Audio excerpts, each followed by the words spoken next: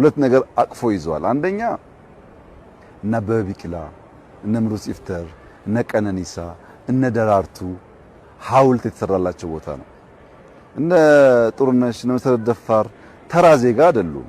ብዙዎቻችን በእንባያራጩ ለትውልድ ምሳሌ የሆኑ ኢትዮጵያን በዓለም መድረክ ላይ ከፍ ብላ እንድትነሳ ያደረጉ ጀግኖች ናቸው። እነዚህ ሰዎች ከሞቱ በኋላ በሰልፍ ብንቀብራቸው በቂ አይደለም። በህይወት እያሉ መከበር አለባቸው። የነሱን ክብር ያየንበት ቀን ነው። ያ ግን ብቻውን በቂ አይደለም። እንዳየው በሁሉም መስክ ህፃናት፣ ታዳጊዎች መሰልጠን የሚችሉበት ስራ ሰርተናል። ማንን እያዩ? ደራርቱን እያዩ፣ ኃይሌን እያዩ፣ ቀነኒሳን እያዩ፣ ጥሩዬን እያዩ። እነዚህ ይሄንን እያዩ ካደጉ እሱን ለመሆን ስለሚሰሩ ኢትዮጵያ በቀጣይነት በዓለም መድረክ ስሟን የሚያስጠሩ ጀግኖች ትፈጥራለች ማለት ነው። ሳንዘራ ማጨድ አይቻልም። ኢንቨስት ሳናደርግ ያማረ ጉዳይ መጠበቅ ከንቱ ምኞት ነው። በኢንተርናሽናል መድረክ ስመጥር ኢትዮጵያን ለማየት ይሄ ስራ ያስፈልጋል። ለምሳሌ ዋና ከዚህ ቀደም እንደምታውቀው ብዙም ስማችን አይጠራም። አሁን ግን ከ7 ዓመት በታች ከ14 ዓመት በታች ከዚያ በላይ በኦሎምፒክ ስታንዳርድ ኢንዶር አውትዶር የዋና ቦታ አለ። እዚያ ያሰለጠነውና በዚያ ያደገ ሰው ሊወዳደር ይችላል ማለት ነው።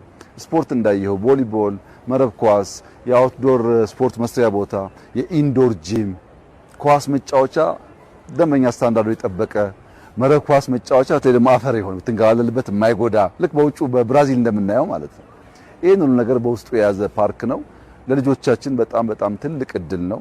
እኛ ኢትዮጵያ ውስጥ ስናድግ እንደዚህ ያለውን ነገር ለማየት እምብዛም አልታደልንም። አሁን እያደጉ ያሉ ልጆች ይሄን እያዩ ካደጉ፣ በቅርብ ርቀት ፓርክ ማየት ከቻሉ፣ በቅርብ ርቀት ንጹህ ወኮይ ማየት ከቻሉ፣ የሰው ሀገር መመኘት መቅናት ይቀርና በሀገር መኩራት፣ በሀገር መኖር፣ በሀገር መጽናት፣ ለሀገር መስራት እያደገ ይሄዳል። በዚህ ሂደት ውስጥ ኢትዮጵያ ትገነባለች። ኔሽን ቢልዲንግ የምናስብ ሰዎች ሚዲያ ብቻ የሚገነባው ትምህርት ብቻ የሚገነባው አድርገ መውሰድ የለብንም። ብዙ መስክ ሊሰራ ይገባል። በተለይ ደግሞ ትናንትናና ዛሬ ማሳሰር፣ አድዋንና ታዳጊ ማሳሰር፣ ደራርቱንና የነገዋን ደራርቱ ማስተሳሰር፣ እንዲህ እያደረግን በሄድን ቁጥር ኢትዮጵያ የሚገባትን ቦታ የሚገባትን ክብር ትይዛለች።